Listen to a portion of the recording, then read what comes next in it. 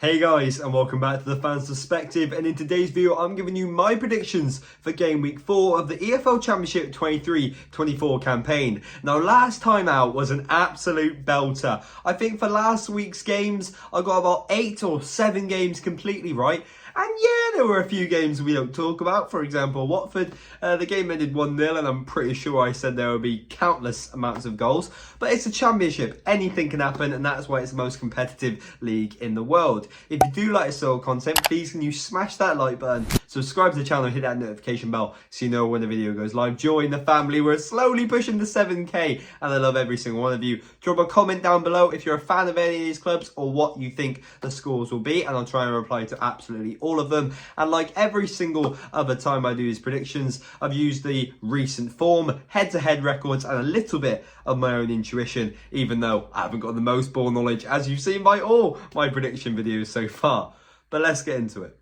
We start off with Hull versus Bristol City. Now, Bristol City demolished Hull last time out, hitting them for 5. But I do believe that Hull this time will learn from their mistakes. Hull City obviously coming off the back of a pretty convincing victory, with Connolly coming off the bench to get them from 1 goal behind to winning the game 2-1 with a brace. And Bristol City, they are coming off the back of a convincing defeat against Birmingham City. But then again, Birmingham City, new ownership. They seem to be on a very good run as well. So you can't really blame them for losing that game. But yeah, I can only see a draw in this game, to be honest, because realistically, if it wasn't for Connolly coming off and showing his brilliance, Hull wouldn't have got to win the last game either. And it could very easily see this game coming in with 2 low confidence sides. Next up, you have Birmingham versus Plymouth. Now, this is the first time Blues have met with Plymouth in a very long time, it seems. And as you guys would probably know, I have a very good feeling about where these two clubs will finish and how their seasons will go. But I just feel like a bit like I've said in a few games this season, actually, this might just be a step too far for Plymouth. And very similar to the Southampton game, I can just feel like Plymouth will get outdone very late on and they'll lose the game 2-1. Blues just have that extra momentum, they have that extra buzz around the club, and I feel like it will not be wearing off anytime soon. So I'm going to go with a 2-1 win for Birmingham. The third game of the week is Cardiff versus Sheffield Wednesday. Now, these two sides come into this clash in identical form. Neither side are yet to pick up a win this season. But in doing some research, Sheffield Wednesday did embarrass Cardiff in their last successive league meetings with their opponents. And I just feel like what a better way to kickstart your wins for the season than to follow a trend. I'm going to go with a 2-1 win for Sheffield Wednesday.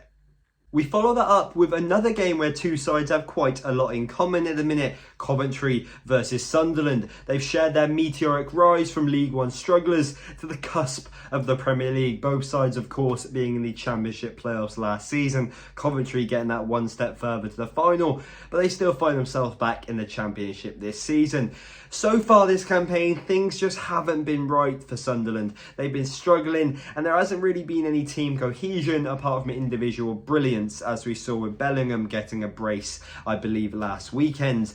Coventry, on the other hand, despite selling their 2 best players, their stars, for some decent fees, you have to be honest, I've just got some confidence in them. I feel their new boys can bring them the victory today. I'm going to go with a 1-0 victory for Coventry. And you have to believe in them for nothing else other than what an amazing chant they've just brought out for the 2 best players they've just sold.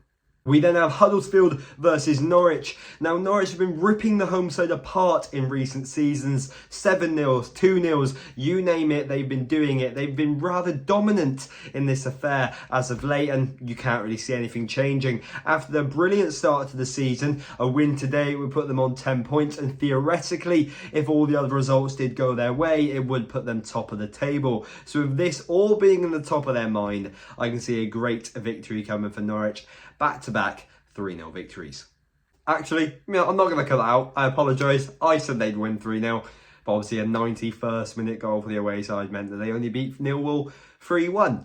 So yeah, another one that I was so close to getting right, and I've left it in because it aggravates me, I'll be honest. Ipswich versus Leeds. What a match. A match voted by you guys as the biggest match this week, and you can see why. McKenna's team getting around 100 points in League One, and then taking that and then taking the Championship by storm. And they're coming against Premier League big boys who can't seem to find their feet this season. with yet another player exiting the club. As you can see, Adams to Bournemouth, and not that much income coming in all fairness. Leeds are in absolute turmoil at the minute, and this is why I can see Ipswich not slowing down and running away with it. 2-0 victors. For Millwall versus Stoke, Millwall did do the double over them last season, but yet to add anything to their tally since the opening day. Stoke, on the other hand, have shocked many and found themselves in a very respectable 8th spot. There are always shocks and turnarounds in football, and I could be sat here eating my words, but with Millwall conceding quite a few goals and Stoke free scoring, I'm going to settle with a 3-1 Stoke win. We then have Preston versus Swansea. Now, Swansea is one of the sides which I got drastically wrong last weekend, as I definitely overestimated their goal-scoring capabilities. But with both sides on a teetering phase of form, I can see the game ending all square. A nice, fair, goal-scoring 2-2 draw. A true game of two halves. We move on to Rotherham versus Leicester, and I think you have to admit that despite their deserved place in the table and their successive wins, Leicester have been scraping their victories at the minute, especially last time out when their new boy got the winner at the very death. To counteract that point though, I just can't see them dropping any points anytime soon, especially against a Rotherham side who has been very weak defensively. I'm going to say a 3-1 victory to the Foxes. For Southampton versus QPR, I did get a comment saying that this would be the shock game of the weekend, and I can definitely see why. Gareth Ainsworth could disprove his haters and shock the Championship fan base for getting a win over Southampton, but in the very same breath, it could be the day that Southampton proves that despite this influx of cash for talent ratio, they're still the big boys of the division. I still think that Southampton will continue their run of having no clean sheets, but I don't think they'll have anything to complain about because it'll be a confident and comfortable victory. 4-1 with some Che Adams magic. Penultimately, we have West Brom versus Middlesbrough. Now, Borough seem to be in a very dark place at the minute, with some big players either not being at the club anymore or surprisingly not in the squad. They find themselves at the foot of the table, barely any points on the board, and they've started the season in dreadful fashion. On the other hand, I would like to say that Baggies fans are quite confident in their team and say they're performing as expected. And with confidence being at all-time low in their opposition's camp, I can see them walking away with a 1-0 victory. But in all seriousness, I thought long and hard about this clash, about the running that these two sides have had, about the head-to-head records they've had, and any knowledge I have of any of their most confident and best starting players. But seriously, this game can go either way, and it was by far the hardest fixture I've had to look at this week.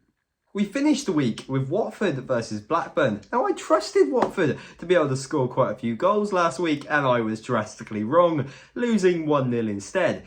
Blackburn as well, they found themselves on the losing end of a result last week, losing a 1-0 lead thanks to a super sub from their opposition. So neither side are bursting with confidence at the minute. But I am all aboard and remaining on this goals galore train, especially with a Blackburn side who has had some crackers this season. But please do look away, Blackburn fans, because I'm going to say a 3-2 win for Watford. All I need is for the Hornets to just have a glimmer of whatever happened in that first half against QPR to start the season. And that is it, guys. I really hope you guys did enjoy the content. I do apologise about the Anfield vlog. Yeah, it did mess up a bit. I got a few copyright strikes, even though I only use my own content, which, yeah, has been aggravating to say the least. But other than that, all the other content has been popping, and we've got a lot of videos coming at you very, very soon. I bought some new tickets. It's for a 12:30 kickoff on a Saturday. That's all I'll tell you. I've given you some clues about it before. And we've also got Cheltenham game coming up this Saturday as well against Northampton.